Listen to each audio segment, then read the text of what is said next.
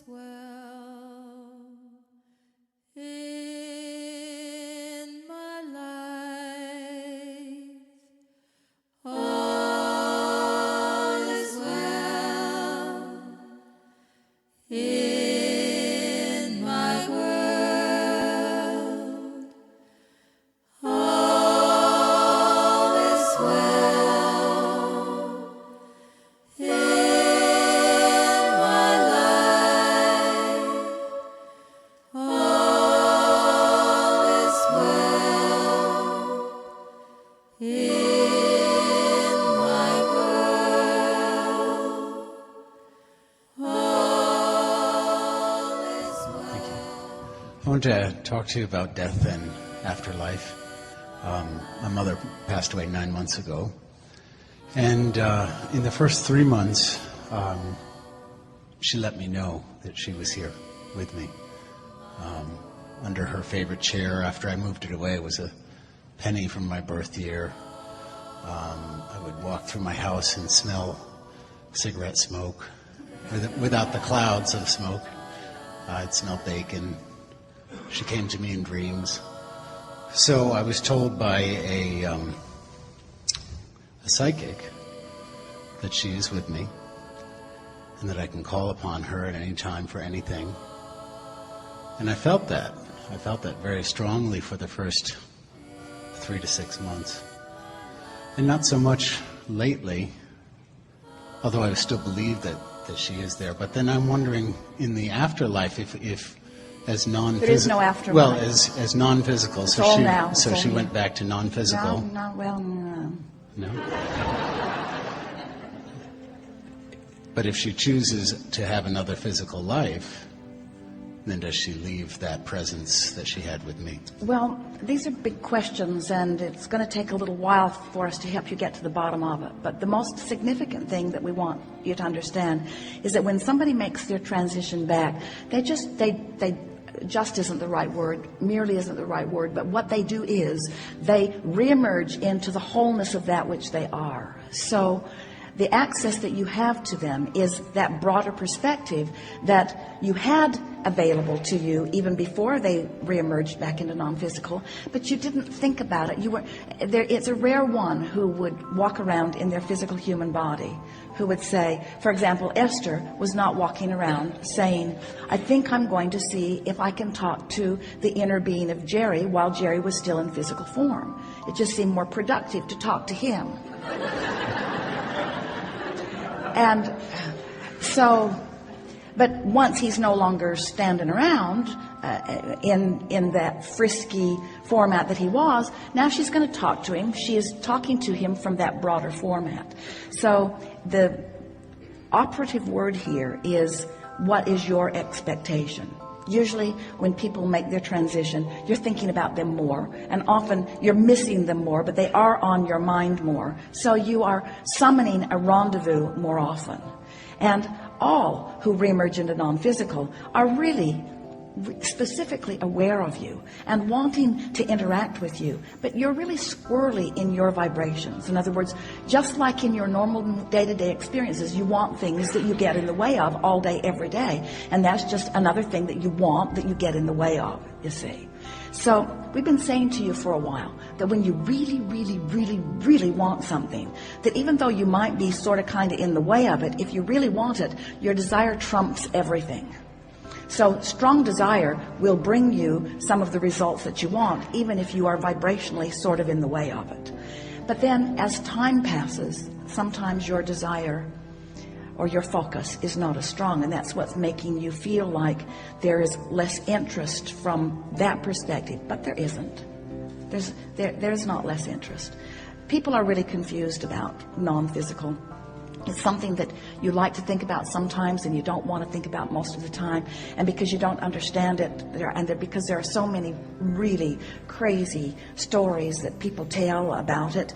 Esther remembers recalling at first when Jerry had made his transition, she didn't want to be holding him back in any way. Am I keeping you from something else that you might be doing? Forgetting that he is this multidimensional being and that she has the ability to summon to her the specific speaks of that which she is interested in. And also, there's another really big piece of this that people are missing relative to what it is like for you when you make your transition into non-physical. And that is that this is the leading edge of thought. And when you have been participating here on this leading edge, you are still participating here on this leading edge. You still have interest in the buildings that you helped build and the books that you helped write. You still have interest in the son that you gave birth to. You still have interest in the stories that you tell. All kinds of things are happening, not just physical things rendezvousing with you with the help of others. It's the rendezvousing of thought, the sensation of a song, the contemplation of a thought, the words coming across your mind. In other words, there is never, ever, ever a separation between what is physical and non-physical. And every relationship that you've ever lived is eternal. So some relationships matter to you more. Some relationships were more at the time. Some relationships you concentrate on more at the time. In other words, sometimes you're concentrating more in this day about your mother than you would about someone else that you know who has made their transition. It's all about your focus, you see. Jerry says to Esther, she writes with him nearly every day. And these days, it's not from a place of missing him and wanting him to soothe her. It's from a place of eagerness about what he's thinking about this and that she's involved in.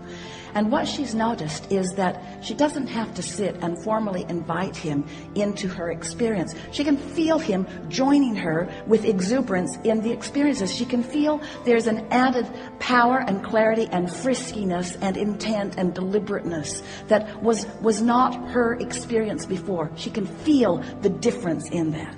But we'd like to say to all of you, you have always had access to that. You've always had access. There isn't anything that you can be focused upon on this physical planet that involves someone who has made their transition to non-physical, that when you focus doesn't summon them back into the experience of it.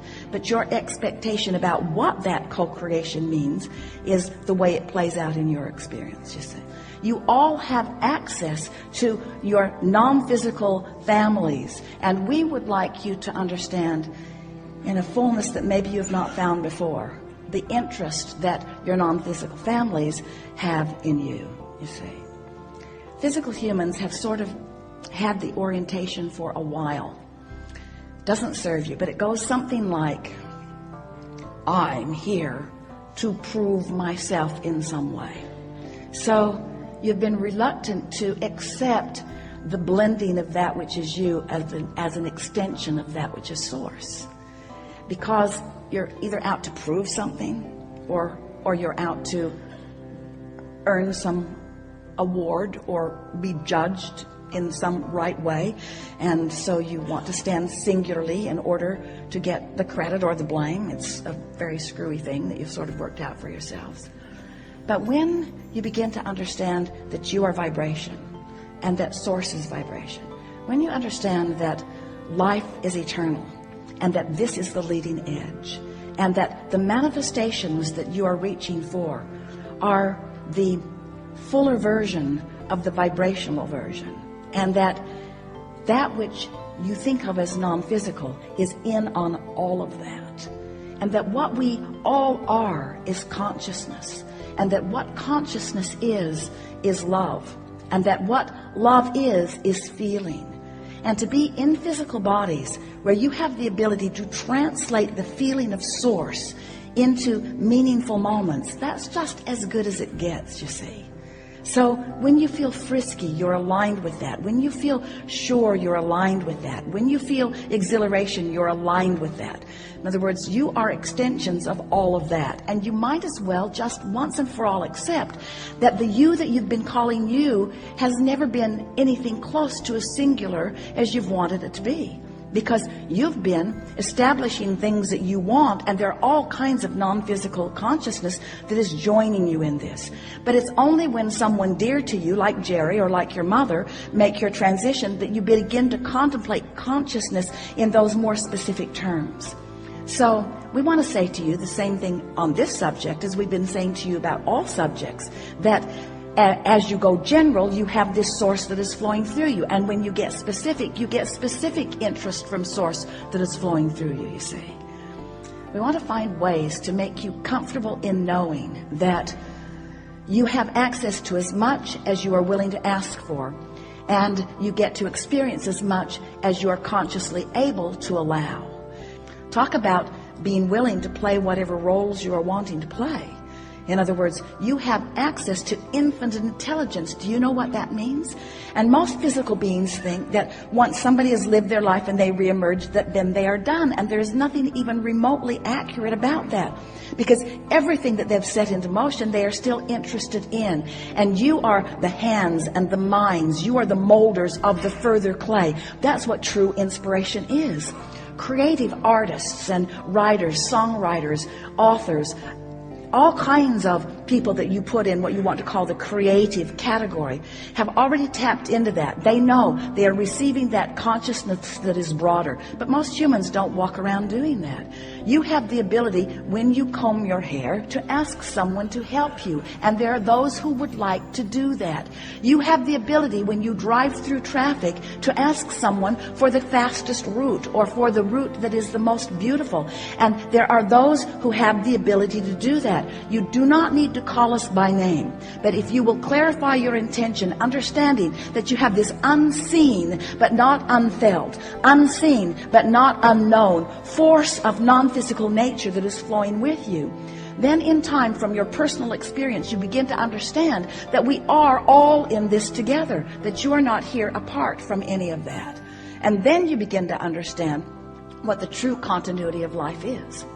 Some have thought that, well, there are a lot of us here, and most of us stay at any point in time, while new ones come and old ones go. In other words, we're sort of coming and going, but most of us are here, and that's what equals the stability of our society, because we tell each other, we give everybody a heads up. We say, this is how you do this, and this is how you do this. This is how you grow your food, and this is how you run your government, and this is how you participate in your arts, and you think it is that sort of continuity, but it is not. It is non-physical inspiration that is the continuity that is keeping everything going, you see. Most of you, are you beginning to understand the interest that non-physical has in that which is you? And are you understanding the appreciation that non-physical has for the leading edge roles that you play?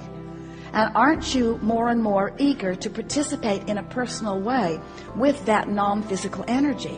Wouldn't you like to be the hands in the clay of someone who has the consciousness and the intention? Wouldn't you like to be the liver out, the actor out, the experiencer of the inspiration and the knowledge and the beingness that is flowing to you from non-physical?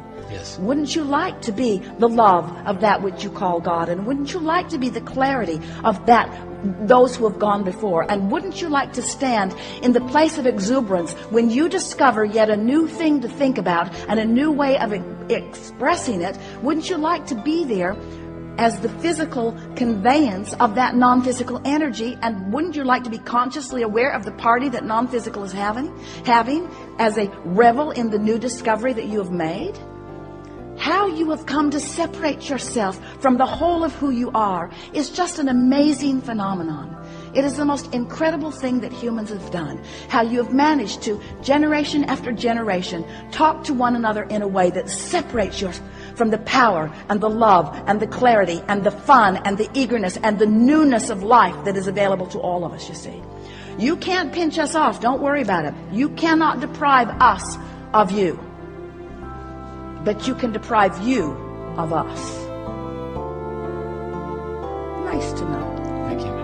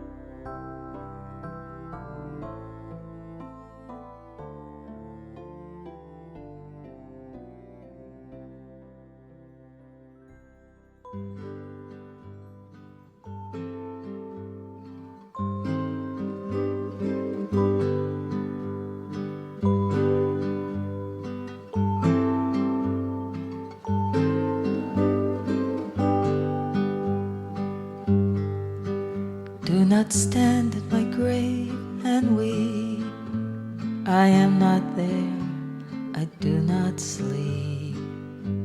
Do not stand at my grave and cry. No, I'm not there, I did not die. I am 1,000 winds that blow. I am the diamond glints on snow. I am the sun on ripened grain. I am the gentle autumn rain. Do not stand at my grave and weep.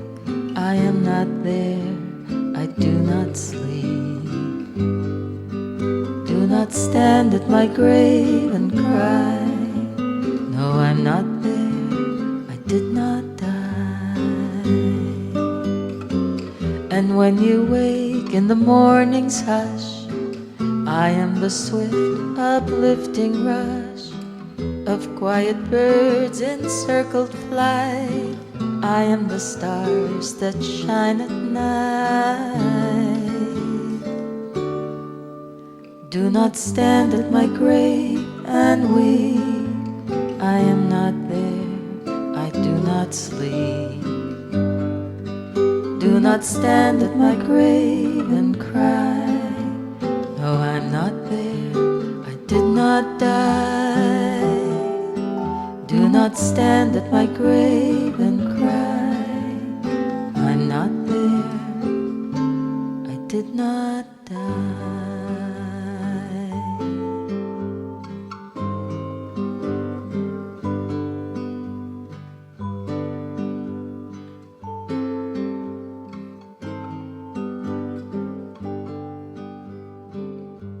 Death is nothing at all. I have only slipped away into the next room. I am I, and you are you. Whatever we were to each other, we are still. Call me by my old familiar name.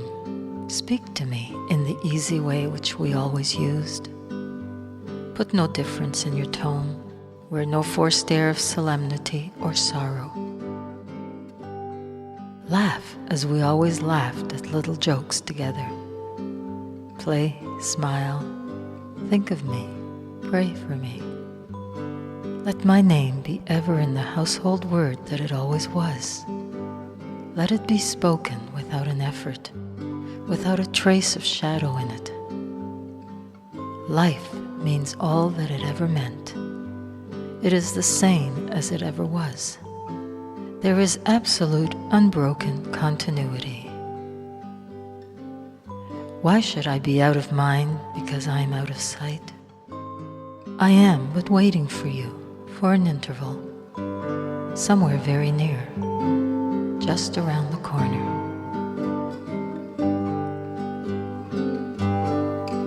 Do not stand at my grave and weep. I am not there, I do not sleep. Do not stand at my grave and cry. No, I'm not there, I did not die.